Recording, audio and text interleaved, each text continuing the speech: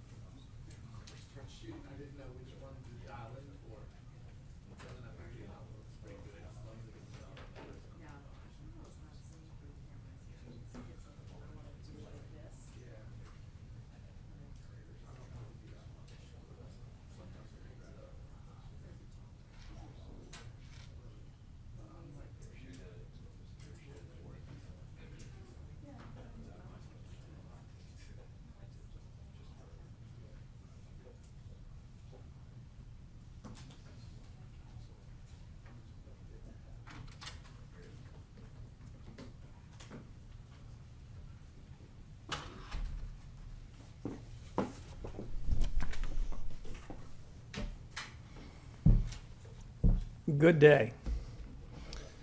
My second FOMC committee meeting as chairman has come quickly. It's probably too early to call it a streak, but our discussions again were collegial and constructive. I'm truly lucky to work with colleagues so capable and mission-focused, and so determined, like I am, to sharpen the performance of the Federal Reserve. Today, as you know, our committee decided to vote by a 9-3 vote to maintain the target range for the federal funds rate at 3.5% to 3.75%. The committee is continuing its policy of making ample reserves in the banking system. The economy is showing impressive resilience. Even with recent shocks, the trends are positive and reveal solid growth. Job gains have kept pace with the workforce, and the unemployment rate has changed little. Inflation remains elevated relative to the committee's 2% goal. The committee remains resolute. You've heard this before, but we will deliver price stability. As before, the policy statement conveys just the facts. It's steering clear of forecasting, a choice we consider especially prudent at these uncertain times. Uncertainty, however, does not mean a lack of clarity. For some households, businesses, and market professionals, 5 years of high inflation have left a mistaken impression that's hard to shake, that the Fed's implicit inflation target was somehow above 2%. Let me reiterate, there is no soft inflation target. There is no soft implicit target, not on this committee's watch. There's only a target, and it's 2%. Not one of my FOMC colleagues is under any illusion. We have begun a new chapter, and we understand that the 5+ years of inflation above target cannot be cured in 9 weeks, or by a single month of modest price decreases. This Fed will not waver. Our credibility rests on performing our duties and delivering on our responsibilities. Americans are right to expect that because our nation's prosperity depends on it. To the regulars here in the press room, today's assessment might sound familiar Yet there was nothing inertial about our discussions, our policy, or our strategy. Two economic developments are worth highlighting. The first is a very notable change since our last meeting 42 days ago. Nominal and real yields are materially higher across the Treasury curve. In fact, some of the increases in market interest rates between FOMC meetings are among the most significant in the last 2 decades, ranking around the top decile or so. But if the committee didn't change its policy rate, what happened? In the intermeeting period, market attention centered on real data and real economic developments. Prices reacted in real time to incoming information, and the reduction in forward guidance may have been a factor. Market participants are learning to play the ball, not the referee, and market prices will continue to respond in the direction and magnitude they see fit. This is, in my view, a change for the better, and we're just getting started. After all, the central bank need not always and everywhere be the center of attention. I understand the desire for rolling forecasts and commentary from this committee, but for our part, we need to observe market reaction to developments, direct and unfiltered. I want to stress, of course, that decisions by this committee matter a great deal. And where necessary and appropriate, we will not hesitate to act. A second economic development is one that I noted at the congressional oversight hearings this month, but it's worth repeating. The most striking feature of the economy is the strong growth of business investment. The surge in high-tech CapEx has been remarkable, but that does not necessarily make the Fed's role any easier. In the AI-related category of high-tech equipment and software, the most recent data shows 4-quarter growth rates of nearly 20%. This is helping to sustain the healthy momentum of manufacturing output. More generally, CapEx is preparing the ground for future growth. Nonetheless, the precise timing and magnitude of effects on the supply side remain hard to predict. FOMC meetings produce policy decisions, but just as important is candid discussion of the big things that matter most. That too is a priority in this new chapter at the Fed. In our meeting, vigorous discussion centered on 4 questions, which I will enumerate. First, we talked a lot about the implications of the past 5 years of high inflation on the current policy conjuncture. To echo an old phrase, has the past really passed? Second, my colleagues and I considered the economic shocks of recent years, strained supply chains arising from the pandemic, military conflicts, energy supply disruptions, substantial increases in tariff rates, and yes, the surge in AI-related investment. These differ in their sources. Do they also differ in their effects on output and employment? Third, we took up the related question of price increases arising from shocks. The business CapEx boom, for example, is driving up prices of memory and logic chips and associated AI infrastructure. Do these changes indicate a broader inflationary dynamic, or do we just focus on them because they are under the bright streetlight? Finally, we discuss monetary policy tools and strategies for achieving stable prices. If, as the Fed has long held, interest rate policy should be its primary monetary policy instrument, how much accommodation are we getting from the balance sheet? In all of this, our work is advancing at the Fed. We're asking the right questions. And in this consequential time, we know how very much depends on getting the right answers. Of course, you've all arrived with questions of your own, so let's turn to them now. Let's start with Steve. Thank you for taking our questions, Mr. Chairman. Sure. You've had a couple months now, or 9 weeks, or whatever number it is, to see the markets behave in the absence of forward guidance. I'm wondering if you could tell me what message are you getting from the markets as to where policy ought to be right now? Yeah, so I think officially it's 8 weeks and 4 days, but I'm not counting. The message from markets is the message from markets. What I've really been trying to do, Steve, as I think you appreciate, your colleagues appreciate, is getting an unfiltered message from markets, getting a direct message, letting buyers and sellers meet at prices for treasuries, for the foreign exchange value of the dollar, and then trying to judge for ourselves, what does that mean about our remit? How are we doing on inflation? How are we doing on employment? We're trying not to interfere with that market signal. That's part of the reason why we've been somewhat spare in our words, why we pulled back from forward guidance. So they're reacting to events, I would say, much more directly over the 42 days since we last met. This is a good thing.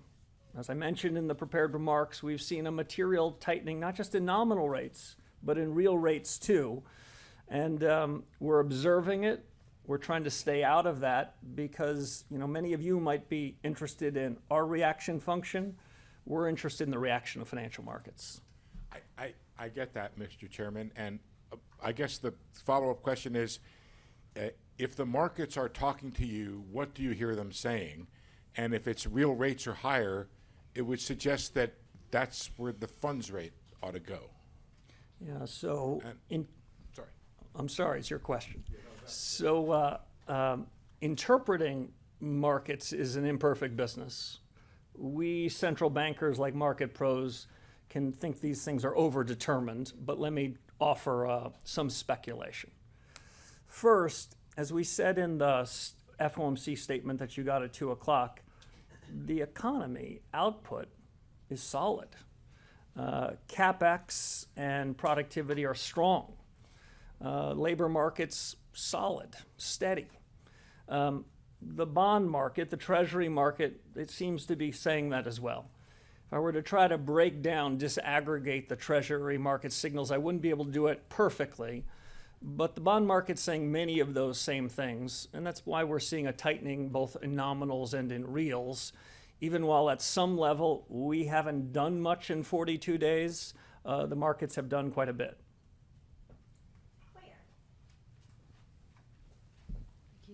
Claire Jones, Financial Times. You seem to have got the family fight you were after at this meeting. We saw three dissents. Could you characterize the arguments that those dissenters put forward, please, and tell us a little bit why you weren't persuaded by them at this stage? Thank you. So I guess I shouldn't give you their best arguments. I'll give you some others. So you're right. I asked for a good family fight and I got one. That's the purpose. That's the design feature. I come into this meeting, even this press conference, heartened by what I've experienced the last 2 days. Most of our discussion were on the big questions that matter to the conduct of monetary policy. We didn't sort of hide from them. We weren't scared of them. There was a lot more interaction between and among my colleagues. It was a real family fight. My view, which you've long heard, is that's the better way to get policy right. That's our North Star. So there was a lot of agreement that I heard that we have the powers, the tools, also the authority to deliver stable prices. No walking back from our responsibilities. There was a large majority support for the decision that we made in the room. But I also want to leave you, Claire, with one other impression. There was nothing inertial about that discussion. It was an active, robust discussion about what's in the full range of what we can do and might want to do in the period ahead. You characterized accurately there was a disagreement about a decision today. I would say that doesn't sort of capture the full essence of the discussion. The path to central bank heaven requires delivering on our remit. These days, that means delivering on price stability. I wouldn't measure that path in 42 days or any one particular meeting. And I came out of that meeting even more confident that this is the right team to win the battle against high inflation. How much do you think not going in July was down to the cool CPI print for June? So in 2 words, not much, not much. I'd like to believe that the committee shares my views, which is the historic problem with data dependence is the data and the dependence. We are not relying on any one individual piece of data as cover or as an excuse or as validation. What I care about and what I think the committee cares about is trends on the data. Sure, we got some encouraging inflation data. I think at the meeting 42 days ago, I said something like 63 months of inflation above target. I didn't say 64, though the final calculation might be a close one. So we'll be watching inflation data over the period ahead, but I also don't want you to leave the misimpression that we're sort of breathlessly waiting that.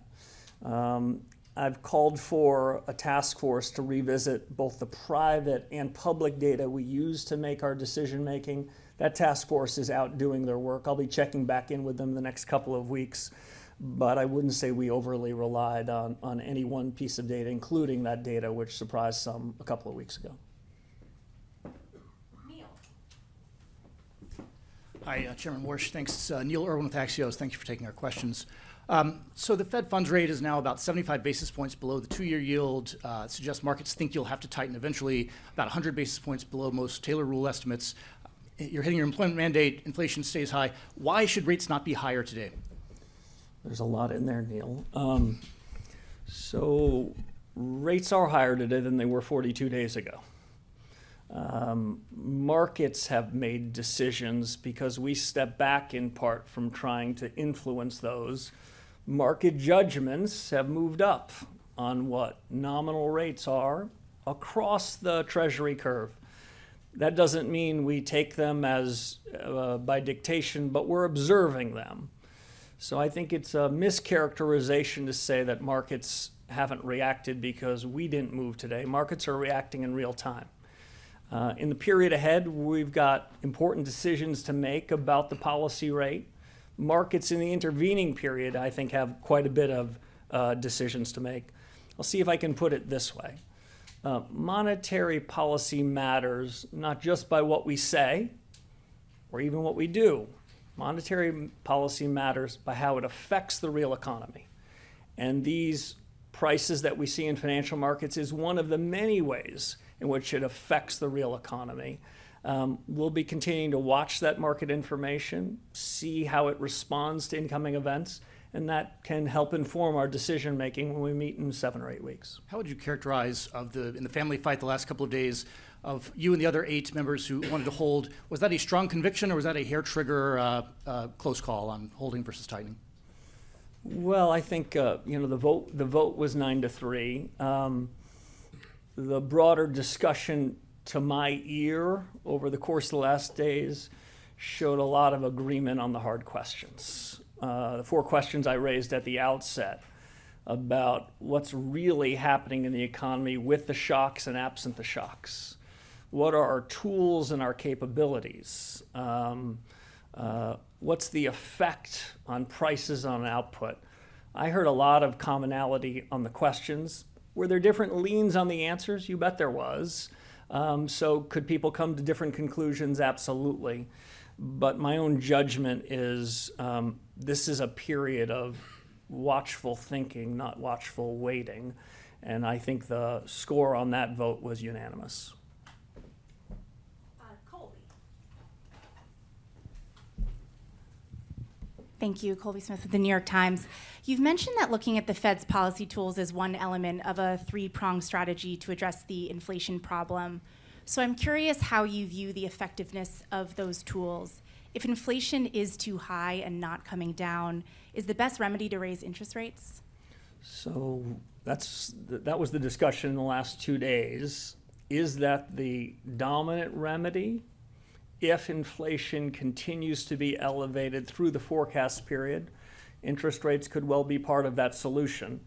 But I wouldn't say it's in isolation.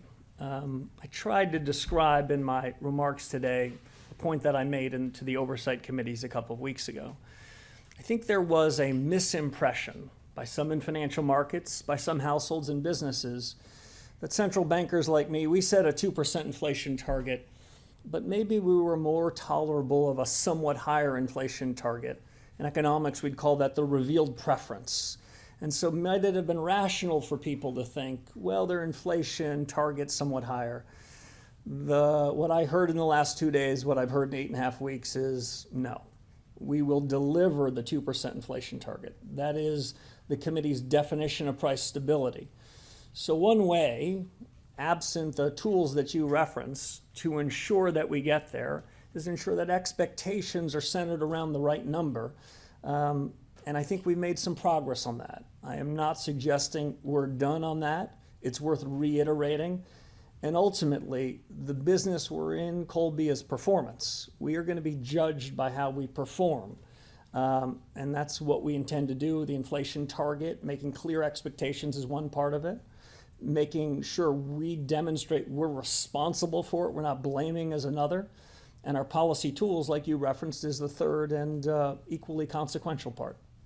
How are you factoring the fact that a large portion of the inflation overshoot is being caused by supply shocks, as it's mentioned again in the statement? Does that blunt the effectiveness of rate hikes in your view? First, on the premise of your question, it was almost as if you were listening to our discussion in the last day and a half. A lot of our focus was on trying to understand and identify underlying inflation dynamics amid shocks. We take these shocks seriously. There have been a series of them that have been hitting this economy. We're not looking through them and saying, oh, they don't matter. But we're trying to understand is to what extent are these shocks broadening in their effects, broadening in their impact on prices that are quite far removed from it. Our goal is to have growth that is broadening and inflation that is becoming more limited, more circumscribed. I'll be the first to admit the shocks make this job and this policy conjuncture a little tougher, but that's among the chief questions we've asked ourselves. And around the room, people have different views on it. I tend to think in the coming months we're going to refine that view and have a better judgment, and we're going to have market prices trying to help inform it too.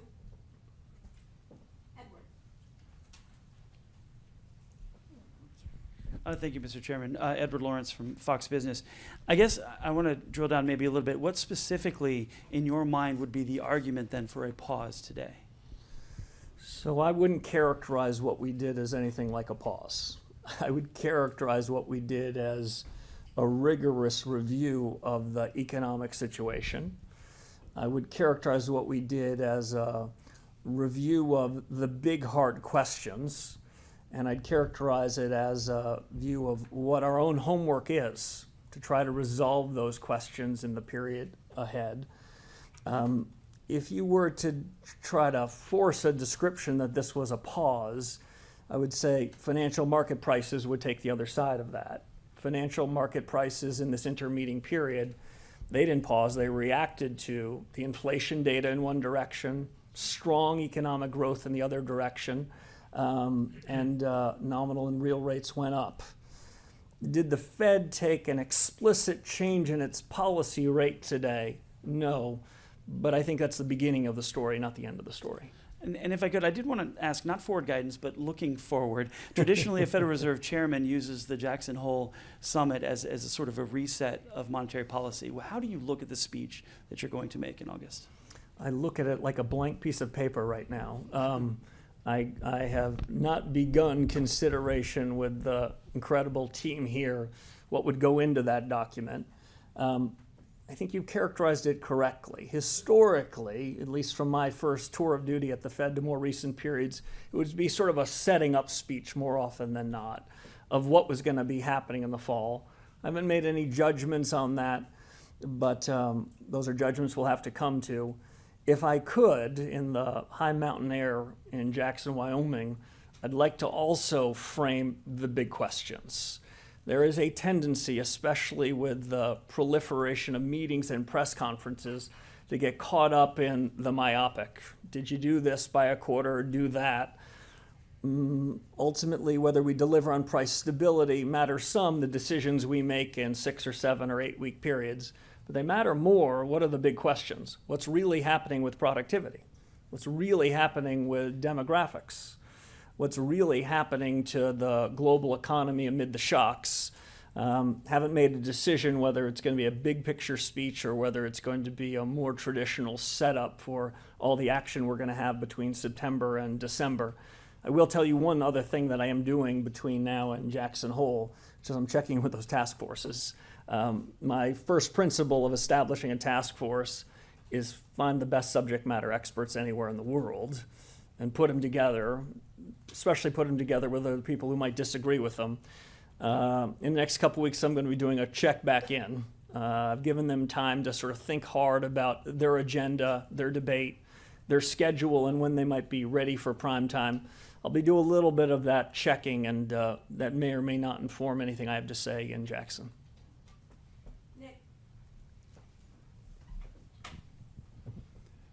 Nick Timmeros of the Wall Street Journal.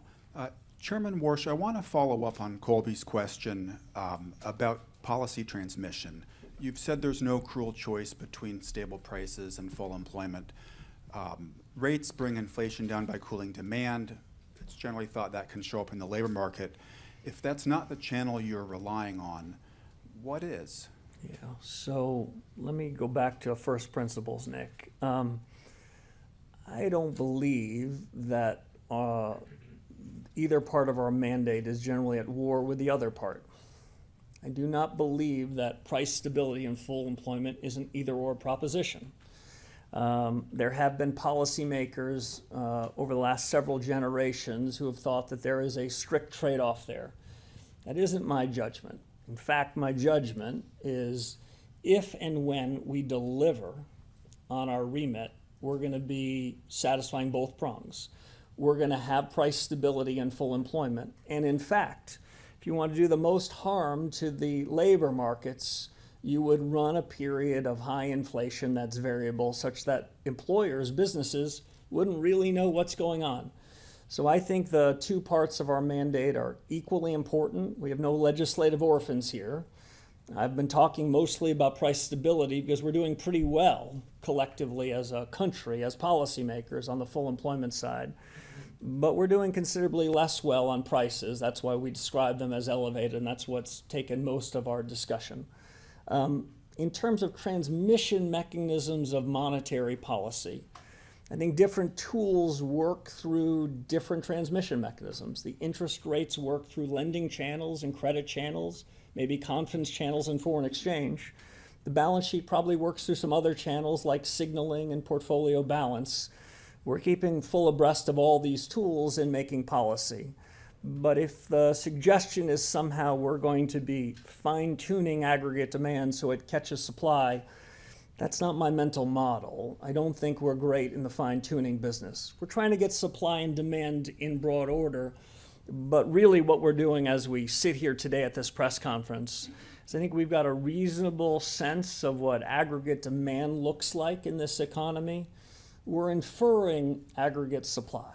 We're making a judgment about what productivity is. And in some sense, there's a race between supply and demand. And the surge in business CapEx in around AI, it's making that calculation a little harder to judge, but in the period ahead, we're going to be trying to judge just that. And if I could ask, where exactly was the disagreement today? Was it about the inflation forecast, or was it something more around the risks, the tactics? Yeah, so I'm going to I'll let the dissenters speak for themselves. The way I heard it over the last 2 days was overwhelming agreement on objectives and authority and commitment. I didn't hear anybody walking away from it. The judgments as to how best to achieve the price stability, that was probably the question that we were trying to answer. What's the best move? What's the best strategy? What's the best way to achieve it? And a second question that was asked is, when do we need to make those harder calls? When do we need to make those decisions? And like I said to one of your colleagues, I was comforted that markets in the intermeeting period weren't reacting to us. They weren't reacting to dots or to speeches. They appeared more than ever to be reacting to real-time events. So they're gauging themselves how restrictive the Treasury curve should be. and that I think has been a useful development. We don't endorse any particular market move, but I'd also suggest we observe them with keen interest.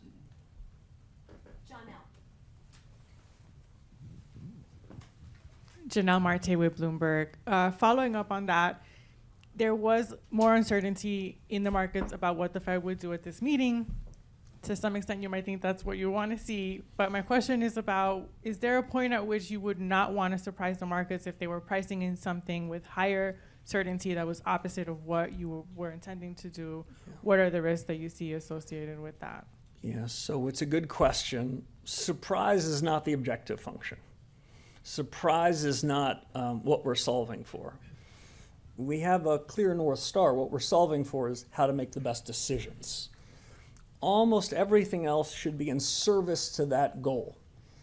By not spoon-feeding markets, by not previewing our decisions, by not sort of giving nudges and leans, my colleagues and I have found in the intermeeting period, what we're getting is the views from a very accomplished economist. That's the internals of financial markets. Instead of just repeating or echoing what we're saying back to us, they're giving us somewhat, not perfect, their own judgment. Surprises are not the objective, but at the same time, I would say we didn't come into this meeting feeling constrained by the full range of alternatives we had in front of us. So some of your peers have continued to discuss how they think about policy decisions, and if you don't offer your reaction function or your way of thinking about it, how concerned are you that you're ceding control of the narrative? So not very concerned. That's a short answer to the question. When some people that follow the Fed say, well, we don't want your forecast. We don't want your dot. We just want your reaction function.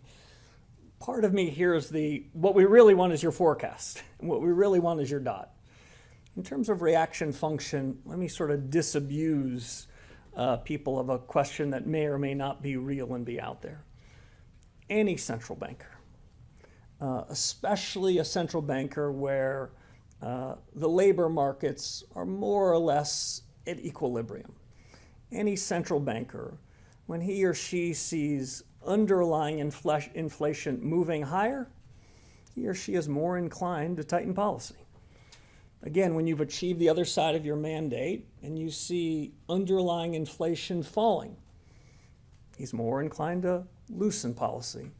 That's my reaction function, and I don't suspect it will cause people to not continue to pry for more, because the truth is, for a very long time in a lot of countries, coming out of the 2008 crisis, we're in crisis mode, we were purposefully providing a lot of information, trying to provide a lot of assurance, trying to tell people exactly what we're going to do, offering forward guidance with clarity as if we're tying our own hands behind our back. Well, in crisis mode, that strikes me as a very prudent policy. But in more benign conditions, it strikes me as worth revisiting.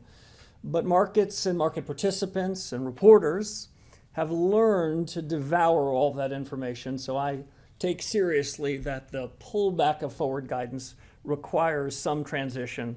Reform isn't easy, but our general judgment is it's going to help us make better decisions and in so doing satisfy our remit. Paul Weissman. Thank you. It's coming. There's a mic coming. Thank you. When you talk about the 2% inflation target, what measure are you relying on? Yeah, so I'll give two answers. First, let me give the proper standard answer. The Federal Reserve every January outlines a statement of purposes and strategy. And in that strategy document, which I believe was dated January of this year, it describes a measure of PCE inflation as the objective function there. I have enough of my own, so that's our number, we're sticking with it. Who knows come after next January what we might say about strategy. I suspect the task forces might have something to add. But I'll say this, some version of the Lucas critique, some version of Goodhart's law in economics should remind us that when we talk about measures of inflation or something else, and we describe those measures as being consistent with our objectives, we might make them such that they're not very good measures or very good objectives. Broadly, if you said to me standing in front of you, I abide fully by the strategy document, we're going to deliver 2% inflation and not a whisper more. But to achieve that, I'm looking at a broader set of inflation data than PCE. So without sort of fully revealing my cards, I'm trying to understand, like my colleagues, what's the underlying generalized change in prices that are happening in the economy. It is not a perfect science. I might have said 42 days ago, I've got a task force for that. But we have a data project that's trying to look and see whether we can't separate the noise from the signal.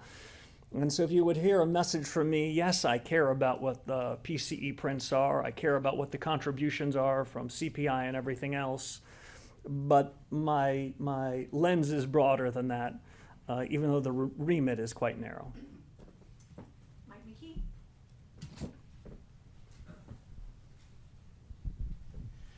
Michael McKee from Bloomberg Radio and Television. I'm struggling a little bit with some of what you've said today, and maybe you can help clarify this.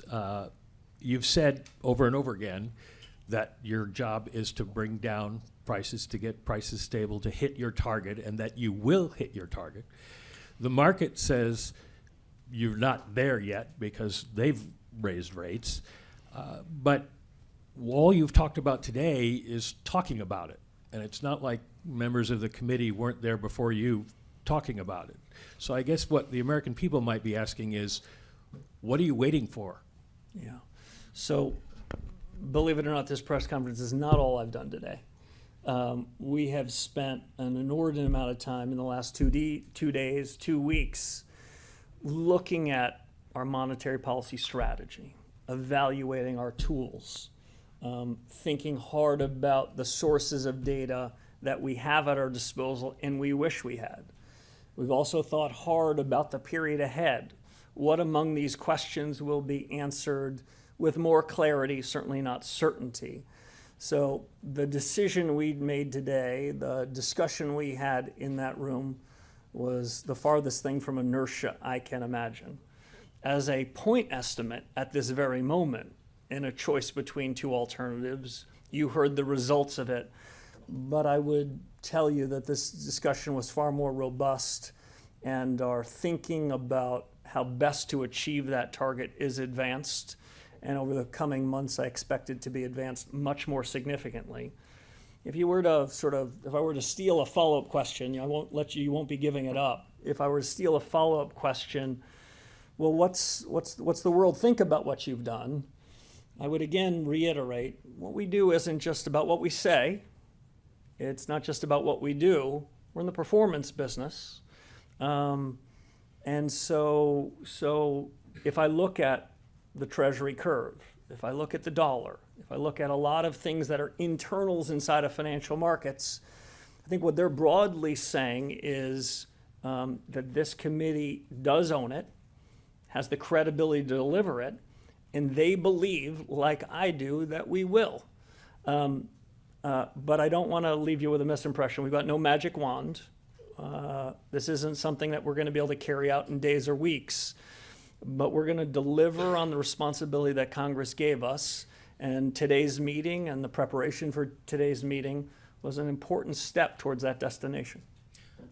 I'd like to follow up on the task forces as well and ask, what vetting did you do of the people that you appointed to the task forces? In particular, given Mark Andreessen's substantial political spending, $25 million in just the past year to back candidates who oppose stricter AI regulation, how can the public be confident that a committee he co-chairs will provide an independent assessment of AI's economic effects rather than one aligned with the interests of the AI industry? Yeah, so I selected 15 incredible subject matter experts to tackle 5 of the most important questions that if we get the answers right, we're going to do a far better job in delivering. And if we get the answers wrong, we have a problem.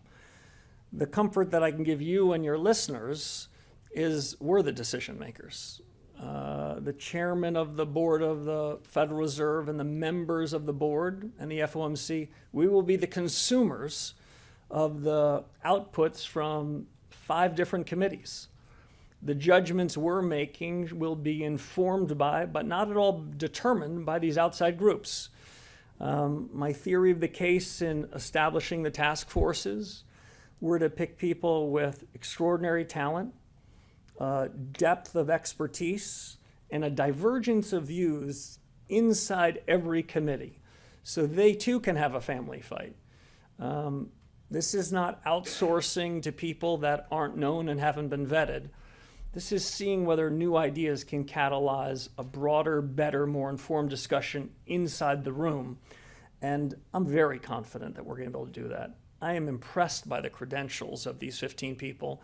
And full disclosure, I've known almost all of them for a very long time.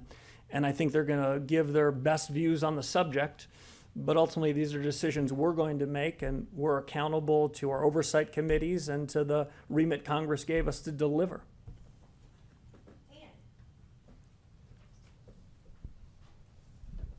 Hi, Ann Saphir with Reuters. Nice to see you again. So I need a little help here too. You've said repeatedly you have no tolerance for inflation, and yet we are seeing above target inflation repeatedly for 5 years and through your term so far. And sure, you have no magic wand, but you have not taken action. You just gave us a little peek at your reaction function as well. You said that if underlying inflation is rising, that you would tend to think that you might need to tighten. And with the exception of the most recent inflation print, that is what we've been seeing. So could you explain what you mean by no tolerance for inflation and what you plan to do about it? Sure. So, Ann, I hear from you what I hear more broadly from households and businesses: impatience. Deliver it already. This is not an excuse. This is a fact. This FOMC, this board, has been in business for 8.5 weeks. The patience, the impatience that households and businesses feel have been going on for 63 months. We are on the job. We will deliver. We are focused like a laser on making sure we can do it. But the suggestion that we're going to be able to do it with our magic wand is one I want to disabuse you and everyone else of. But the discussion in the last 2 days give me more confidence even than I had 8.5 weeks ago. This team that we have at the FOMC, the support that we have from board staff, and the new hard questions we're asking, we need to resolve those. And as we resolve those questions, get smarter on those, we're going to deliver on the remit. You don't have to take my word for it. If you look broadly at market prices, they are certainly not saying all clear, but they are working in concert to keep us on our toes, and they have tightened financial conditions in this intra-meeting period, and that has given us, that has provided us some comfort that we've got the ability and capability to deliver. And is your read or your, I guess, faith in markets' ability to sort of make a judgment and then you to take signal from that judgment, how does that affect you when you come up on the September meeting and markets are seeing a near 100% chance of a rate hike as they see now? How does that feed into your decision making and your thinking? So we're not going to be constrained by market prices. We're not going to be constrained or take verbatim from what the market's doing. But I think it's useful and to understand that markets can be a very good source of information. Not a determinative source, not a perfect source, but if we're trying to land the plane and deliver 2% inflation, and we take a very useful source of information and we get it all fogged up by giving it our own forecasts, by providing rolling commentary, I can assure you that we're going to have less information, less ability to land the plane successfully and deliver price stability. We're just trying to make sure that that source of information is as direct and unfiltered as possible. It isn't to the exclusion of data sources and opinions and other surveys, but if you're hearing from me, we wanted to make sure we were getting a better source of information. I think in a relatively short time we are this year. That might be news to the people in this room and of no particular this year. That might be news to the people in this room and of no particular interest to your viewers and your readers back at home. What I can offer as assurance is that the Fed's on the case, that this Fed chairman feels better about this board and this committee's ability to deliver than I did when I showed up here on the first day, and I showed up pretty confident. I've been heartened by the reception that I received. No doubt in some of your commentaries today, you'll talk about a divided Federal Reserve. Well, that's not the feeling I felt the last couple of days and the couple days before it. What I felt was a group of professionals, all with different perspectives, different views, different judgments, but eager to roll up their sleeves and have a family fight, and eager to reform the way in which the Fed does policy, a keenness and open-mindedness and curiosity about that, so we have a far better chance to deliver on the remit that Congress gave us. And so I want to leave you with the optimism of a new central banker that we're committed as ever to deliver and to offer an assurance we will. Thank you all very much.